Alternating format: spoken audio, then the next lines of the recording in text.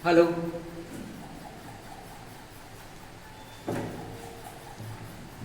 Hello दोस्तों, जैसा कि मैं YouTube चैनल बनाया, उसके बाद एक वीडियो भी डाला जो इंट्रोडक्शन वीडियो है। ये दूसरा वीडियो मैं डालूंगा और स्वतंत्रता संग्राम का पहला वीडियो समझिए इसको। जो स्वतंत्रता संग्राम सबसे पहले 1885 से लेकर के 1947 तक के काल को स्वतंत्रता संग्राम कहा जाता है। स्वतंत्रता संग्राम के युग के बारे में बात किए थे। युग था, उसको 3 भागों में इतिहासकारों ने बांटा। विभिन्न इतिहासकारों ने मिलकर के जब बांटने की बात हुई स्वतंत्रता संग्राम को, तो 3 भागों में बांटा। पहला भाग जो उदारवादी काल है, उदारवादी काल का 1885 से लेकर के 1905 तक का इसका कालक्रम है, जिस पर हम आज बात भी करेंगे। उदारवादी काल पर ही हम आज बात करेंगे और पूरे उदारवादी काल आज समाप्त करेंगे। लिखे हुए हैं, जैसा कि देखिए लिखा इसमें थोड़ा है, इसके 4 गुने बात होंगे और उससे जो प्रश्न आते हैं विभिन्न, उस पर बात करेंगे। और इसके बाद ये सब करने के बाद, ये वीडियो के बाद मैं इस पर आने वाले क्वेश्चन, जैसे इसमें रेलवे में क्या पूछा गया, इससे बीपीएससी में क्या पूछा गया है, एसएससी में क्या पूछा गया, सीजीएल में क्या पूछा गया, इसको मैं सारे का एक क्वेश्चन सेट बनाया हूं। वो आपको टेलीग्राम चैनल पर मिल जाएगा, ये सूर्या क्लासेस के नाम से। Surya classes GK and GS खोजिएगा तो मिल जाएगा। उदारवादी काल बताएं। अब आइए उग्रवादी काल, 1905 से लेकर के 1917 तक के काल को उग्रवादी काल कहा गया, क्योंकि इसके नेता भी बताए थे कि लाल बाल पाल, जो उग्र प्रवृत्ति के थे। लाल बाल पाल, लाला लाजपत राय, बाल गंगाधर तिलक और बिपिन चंद्र पाल इसके मुख्य नेता थे उग्रवादी काल। और आइए गांधीवादी युग। गांधीवादी युग में एक ही नेता का जिक्र किया जाता है, केवल गांधी जी का, और गांधी जी के विभिन्न उपलब्धियों के कारण इसे गांधीवादी नाम दिया गया, जो 1917 से लेकर के 1947 तक का काल। अब हम बात करेंगे उदारवादी युग पर, तो आते हैं उदारवादी युग क्या है। उदारवादी युग क्या है, यहां आइए उदारवादी युग क्या है। उदारवादी युग एक ऐसा युग जिसकी महत्ता ये थी कि उस समय के जो नेता थे, विभिन्न नेता, वो जो मांग करते थे वो प्रार्थना करके, पेटिशन दे करके, प्रेस में छाप करके उसका विरोध करते थे, अर्थात सरल माध्यम से उस चीजों का विरोध करते थे। जिसके नेता के रूप में हम आपको बताएं, दादा भाई नेहरूजी। दादा भाई नेहरूजी, गोपाल कृष्ण गोखले। गोपाल कृष्ण गोखले को याद रखिएगा, ये गांधी जी के गुरु हैं। गोपाल कृष्ण गोखले गांधी जी के गुरु हैं, और गोपाल कृष्ण गोखले के गुरु एमजी रांडे हैं, महादेव गोविंद रांडे, गोपाल कृष्ण गोखले के राजनीतिक गुरु। तीसरा उदारवादी युग के नेता है, तो आते हैं सुरेंद्र नाथ बनर्जी, उसके बाद बदरुद्दीन तैयब जी और WC बनर्जी। उनको भी याद रखिएगा। नेता क्यों लिखे, जो उदारवादी युग के नेता क्यों लिखे, और ये लिखने का कारण क्या है। लिखने का कारण ये है कि आपको जब पूछा जाएगा कि इनमें से कौन उग्रवादी नेता है और कौन उदारवादी नेता है, उस समय आपको कार्य देगा कि उदारवादी के लोग सरल होते थे, सरल माध्यमों से आजादी की मांग करते थे। दादा भाई नेहरूजी, गोपाल कृष्ण गोखले, सुरेंद्र नाथ बनर्जी, बदरुद्दीन तैयब, WC बनर्जी और हुम को भी याद रखिएगा।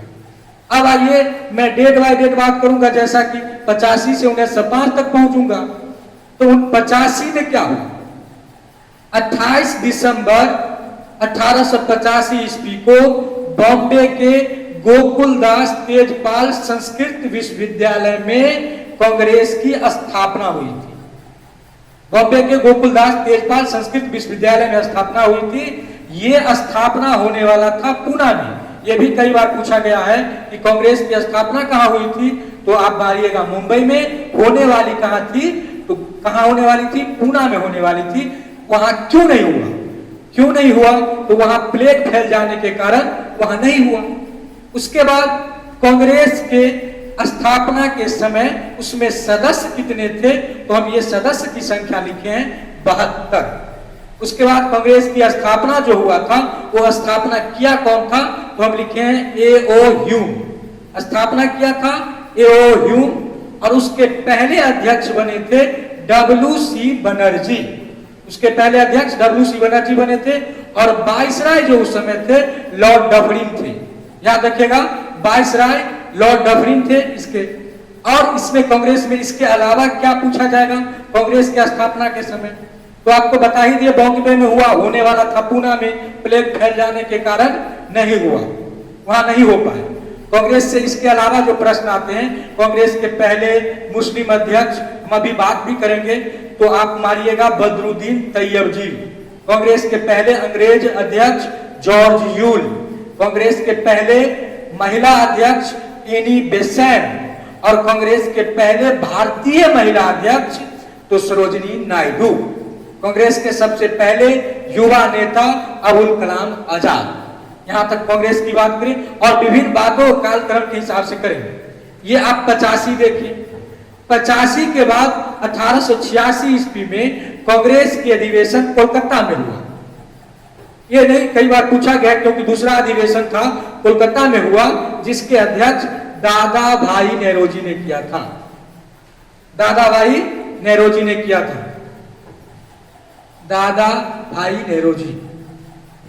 उसके बाद 1887 ईस्वी लंदन में भारतीय सुधार समिति की स्थापना हुई थी। लंदन में यही दादा भाई नेरोजी ने लंदन में भारतीय सुधार समिति की स्थापना किया। और इसी वर्ष कांग्रेस का अधिवेशन मद्रास में हुआ था, जिसके अध्यक्ष बदरुद्दीन तैयब जी बने थे। अब बदरुद्दीन तैयब क्यों याद रखना है, क्योंकि कांग्रेस के पहले मुस्लिम, अभी भी बात किए हम आपको, कांग्रेस के पहले मुस्लिम अध्यक्ष की बात करें तो बदरुद्दीन तैयब जी का नाम आता है, पहले मुस्लिम अध्यक्ष।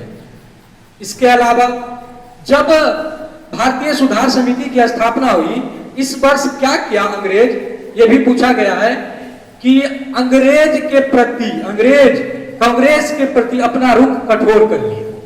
इसी वर्ष 1887 पूछा गया है कि ब्रिटिशों ने कांग्रेस के प्रति अपना रुख कब कठोर किया, तो कठोर किया 1887 ईस्वी में, अपना रुख कठोर कर लिया था कांग्रेस के प्रति। अब आइए 1888 ईस्वी में, 1888 ईस्वी में कांग्रेस के अध्यक्ष जॉर्ज यूल बने थे। अब ये जॉर्ज यूल क्यों याद रखना है, जॉर्ज यूल इसलिए याद रखना है कि कांग्रेस के पहले मुस्लिम अध्यक्ष जॉर्ज यूल थे। कांग्रेस के पहले मुस्लिम अध्यक्ष जॉर्ज यूल थे। जॉर्ज यूल कांग्रेस के पहले मुस्लिम अध्यक्ष थे, सॉरी मुस्लिम अध्यक्ष नहीं, पहले अंग्रेज अध्यक्ष थे। अब आइए 1890, कदम्बरी गांगुली का नाम आया है, कदम्बरी गांगुली का नाम आया है। पूछा जाए इतिहास में कि भारत की प्रथम स्नातक महिला कौन है, इसलिए लिखे हैं भारत की प्रथम स्नातक महिला कौन है, कदम्बरी गांगुली। और इसने इस वर्ष कांग्रेस में भाग लिया था 1890 ईस्वी में। तो याद रखिएगा, कांग्रेस के भारत के पहली महिला स्नातक पूछा जाए तो गांगुली याद रखिएगा, कदम्बरी गांगुली लेडीज पूछी जाए, पहली महिला स्नातक। उसके बाद 1891 लिखे, 1891 में दूसरा कारखाना अधिनियम लाया गया। ये दूसरा कारखाना अधिनियम क्या था, ये दूसरा कारखाना अधिनियम जब लाया गया तो इसमें यह प्रावधान किया गया कि इसमें स्त्रियां 11 घंटा से अधिक काम नहीं करेगी, स्त्री 11 घंटा से अधिक काम नहीं करेगी, और सप्ताह में एक दिन छुट्टी का प्रावधान रखा गया। ये आप तो कंटिन्यू याद रखिएगा, इस सप्ताह में एक दिन छुट्टी का प्रावधान 1891 ईस्वी में किया गया। और किसके द्वारा किया गया, जब दूसरा कारखाना अधिनियम लाया गया था, इसके आलोक में किया गया। 2 पॉइंट याद रखिएगा, पहला तो हम आपको बोले कि कारखाना अधिनियम लाया गया, यही याद रखिएगा। दूसरा, इसमें स्त्रियों को केवल 11 घंटा काम करने की अनुमति दी गई। दूसरा, सप्ताह में एक दिन छुट्टी देने का प्रावधान रखा गया, सप्ताह में एक दिन छुट्टी का प्रावधान रखा गया। यहां तक बात की। इसके अलावा अब हम यहां लिखे हैं 1891 के बाद 92 नहीं लिखे, और डायरेक्ट लिखे हैं यहां 1893, यहां लिखे हैं 1893, और 3-4 व्यक्तियों का नाम लिखे हैं। क्यों? चूंकि बोर्ड कम था तो पूरा डिटेल में लिखना संभव नहीं था, तो हमने उसका नाम लिखा। आपको बताते हैं कि इसमें क्या उपलब्धि थी। 1893 इतिहास की महत्वपूर्ण वर्ष थी। क्या महत्वपूर्ण वर्ष थी? पहले तो स्वामी विवेकानंद को याद रखिएगा। स्वामी विवेकानंद अमेरिका में 1893 में धर्म सम्मेलन हो रहा था, अमेरिका के शिकागो शहर में, जिसमें विभिन्न देशों से लोगों ने हिस्सा लिया था। क्योंकि स्वामी विवेकानंद भारत से बिलोंग करते थे, उसके पोशाक अच्छे नहीं थे, उत्साहित नहीं थे, तो इनको लास्ट में बोलने की संज्ञा दिया गया। लास्ट में संबोधित किया इन्होंने। तो इनको जो संबोधित लास्ट में किया, तो इन्होंने 2 मिनट मात्र भाषण दिए थे। याद रखिएगा, ये स्वामी विवेकानंद केवल 2 मिनट याद रखिएगा, केवल 2 मिनट भाषण दिए थे। और 2 मिनट में इन्होंने कहा था कि मेरे अमेरिकन भाइयों एवं बहनों, और इसी 2 मिनट के बाद सबसे पहला भाषण था, मेरे अमेरिकन भाइयों एवं बहनों। और इस 2 मिनट के भाषण में इसको तूफानी हिंदू कहा गया। तूफानी हिंदू, ये भी याद रखिएगा, कई बार पूछा गया है कि तूफानी हिंदू किसे कहा गया? तो स्वामी विवेकानंद को अमेरिका के शिकागो शहर में तूफानी हिंदू कहा गया था। अमेरिका में 1893 में धर्म सम्मेलन हो रहा था। सबसे पहले तो ये भी याद रखिएगा कि कहां हो रहा था, तो अमेरिका के शिकागो शहर। अब आइए दूसरा नाम लिखे हम, अरविंद घोष। अरविंद घोष की बात आए तो ये 14 वर्षों पर भारत वापस आए थे। अरविंद घोष को योगी राज कहा जाता है। इसका एक चीज जरूर याद रखिएगा, अरविंद घोष को योगी राज कहा जाता है। योगी राज अरविंद घोष 14 वर्षों के बाद भारत भूमि पे लौटा था। कितने वर्षों के बाद? 14 वर्षों के बाद भारत भूमि पे लौटा था। और यही अरविंद घोष जब 1910 ईस्वी में मन की तुल्ला षड्यंत्र हुआ था, मन की तुल्ला षड्यंत्र हुआ 1910 ईस्वी में, इससे ये प्रभावित हो गए, इनका नाम फंस गया उसमें, जिस कारण इन्होंने राजनीतिक जीवन से संन्यास ले लिया था अरविंद घोष। और पांडिचेरी में अरविंदो आश्रम की स्थापना किया है। ये तो पहले याद रखेगा कि अरविंदो आश्रम पांडिचेरी में। मन की तुल्ला षड्यंत्र के उपनाम इन्होंने राजनीतिक जीवन से संन्यास लेकर के और वहां जाकर के अरविंदो आश्रम खोला। ये याद रखिएगा, अरविंदो, इन्हें योगी राज कहा जाता है। 14 वर्षों के बाद भारत लौटा था 1893 ईस्वी। अब आइए एनी बेसेंट का नाम बोले। ये प्रवासी है, भारत आकर के बसी थी। 16 नवंबर 1893 ईस्वी में एनी बेसेंट भारत आई थी। भारत कहां आई थी? भारत के बनारस शहर में आई थी। एनी बेसेंट भारत के बनारस शहर में आई और यहां आकर के बस गई और लोगों से कहा कि मैं हृदय से आप लोगों के साथ हूं और सभ्यता और संस्कृति में भी मैं आप ही लोगों में से एक हूं। ये एनी बेसेंट की कथन याद रखिएगा। मैं पुनः पुनरावृत्ति करता हूं इस बात को। 16 नवंबर 1893 ईस्वी में एनी बेसेंट बनारस पहुंचा। ये भी याद रखिएगा, बनारस। बनारस में आकर के बसी, ये भी याद रखिएगा।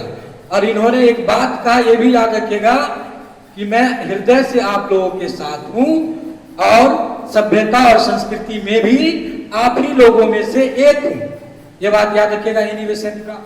इसके बाद एनी बेसेंट की बात आती है 1916 ईस्वी में होम रूल लीग की स्थापना की थी एनी बेसेंट। 1916 में बात भी करेंगे इसका, जब साल पहुंचेंगे वहां तो बात करेंगे। नेक्स्ट वीडियो में जब आएंगे तो इस चीज का बात करेंगे। लेकिन सुन लीजिए कि होम रूल लीग की स्थापना 2 शख्स ने किया। एक तिलक, बाल गंगाधर तिलक ने होम रूल लीग की स्थापना किया और एक एनी बेसेंट ने किया। तो जब होम रूल लीग की स्थापना की बात आए तो दोनों का नाम बाल गंगाधर तिलक और एनी बेसेंट 1916 ईस्वी में एनी बेसेंट। और एनी बेसेंट एक बात था, और एनी बेसेंट में भारतीय राष्ट्रीय कांग्रेस की पहली महिला अध्यक्ष एनी बेसेंट बनी 1917 ईस्वी में। बताएंगे क्या क्या हुआ। 19 चंपारण सत्याग्रह जिस समय हुआ था उसी वर्ष, जिस वर्ष चंपारण सत्याग्रह हुआ था उसी वर्ष ये एनी बेसेंट भारतीय राष्ट्रीय कांग्रेस के अध्यक्ष बनी थी। और ये भारतीय राष्ट्रीय कांग्रेस की पहली महिला अध्यक्ष है। और एक चीज आओ, यदि रहे भारतीय राष्ट्रीय कांग्रेस की पहली महिला अध्यक्ष कौन है? Annie Besant. और भारतीय राष्ट्रीय कांग्रेस की पहली भारतीय महिला अध्यक्ष कौन है? तो सरोजिनी नायडू। सरोजिनी नायडू कब? तो 1925 ईस्वी में।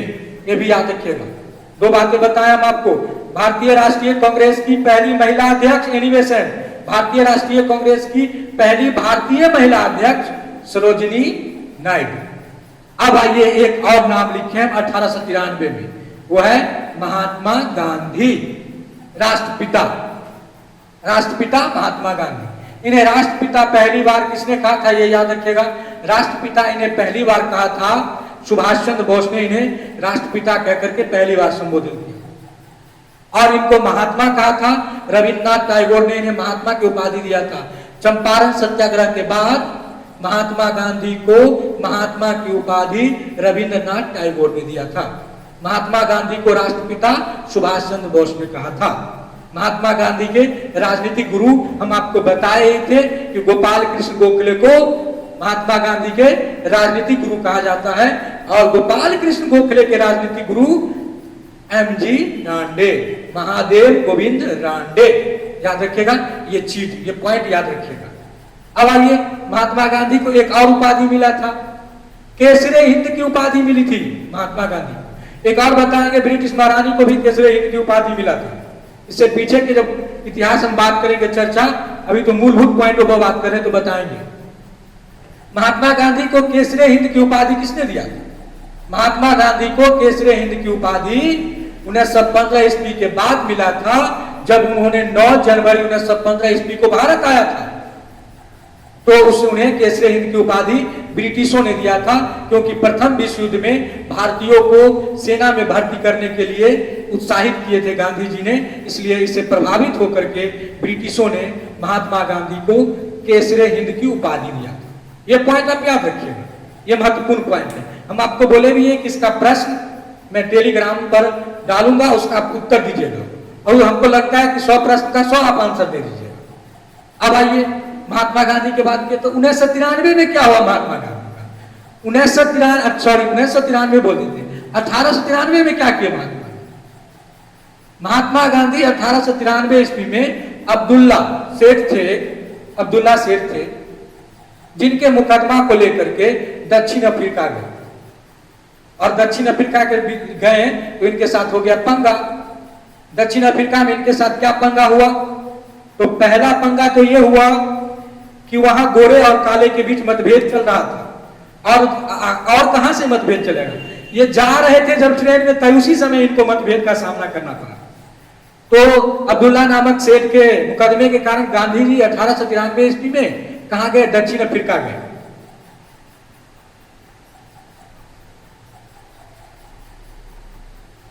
दक्षिण अफ्रीका गए 1893 में। तो दक्षिण अफ्रीका गए तो इनको पहला सत्याग्रह पूछा भी जाता है कि गांधी जी या बापू पहला सत्याग्रह कहां किए?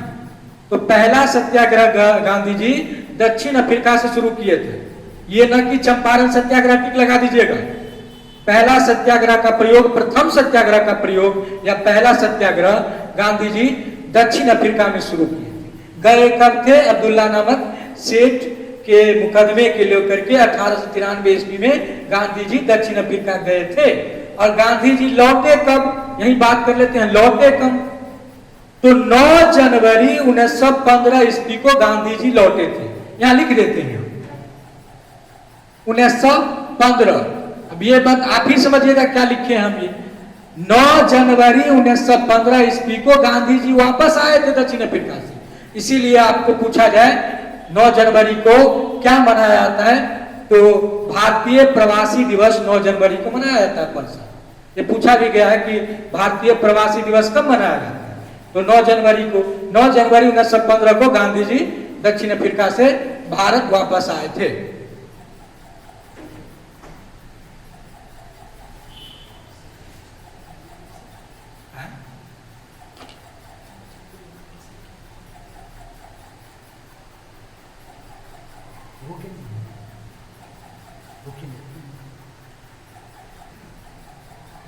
तो 9 जनवरी 1915 ईस्वी को गांधी जी वापस आए थे, और ये आए थे तो इनके गुरु की मृत्यु हो गई।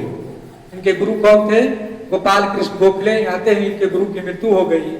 और इसी वर्ष भारत रक्षा कानून भी आया था, ये भी आप याद रखिएगा 1915 ईस्वी। विशेष बातें जब 15 में पहुंचेंगे तो करेंगे। अब आइए 1896 ईस्वी।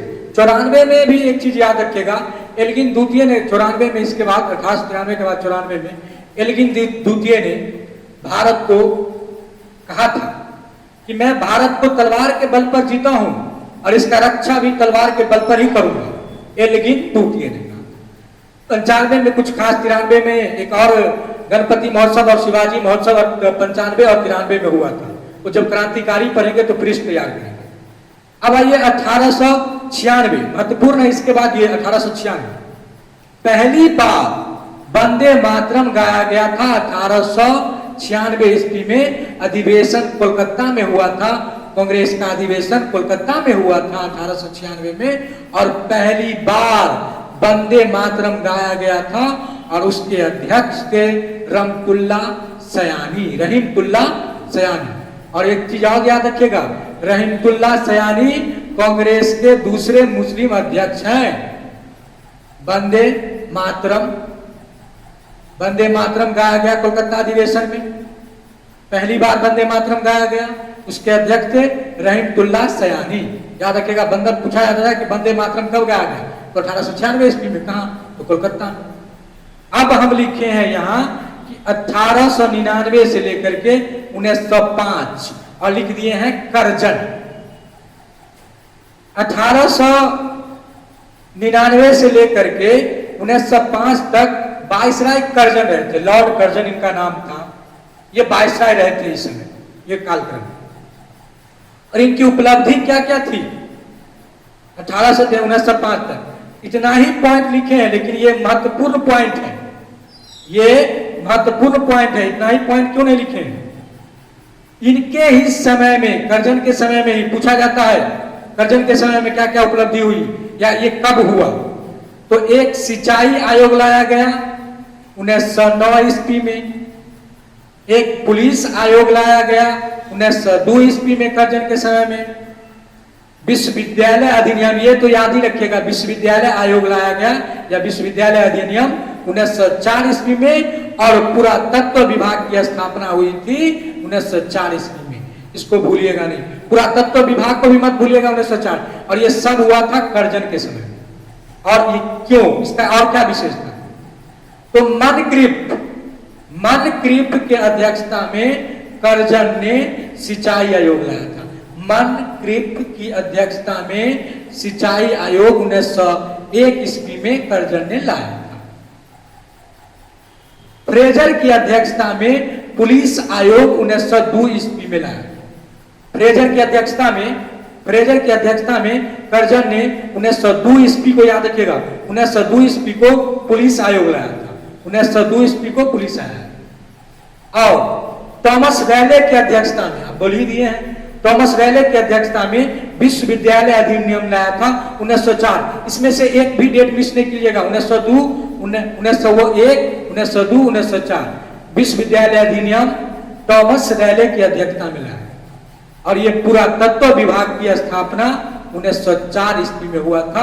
हम 1904 ईस्वी तक पहुंचे हैं और इस तरह हमारा उदारवादी काल के महत्वपूर्ण पॉइंट समाप्त।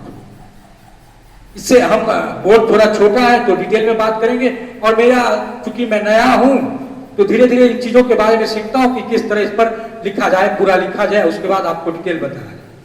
तो मैंने आज बात किया उदारवादी युग के बारे में और इसके पूरे डिटेल बताया आपको।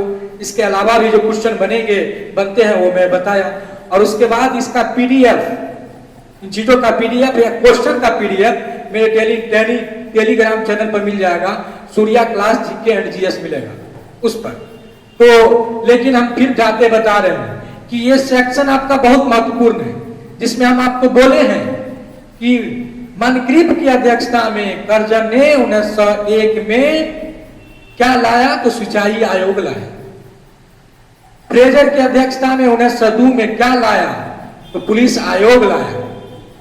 थॉमस रैले की अध्यक्षता में क्या लाया, तो 1904 ईस्वी में विश्वविद्यालय अधिनियम लाया।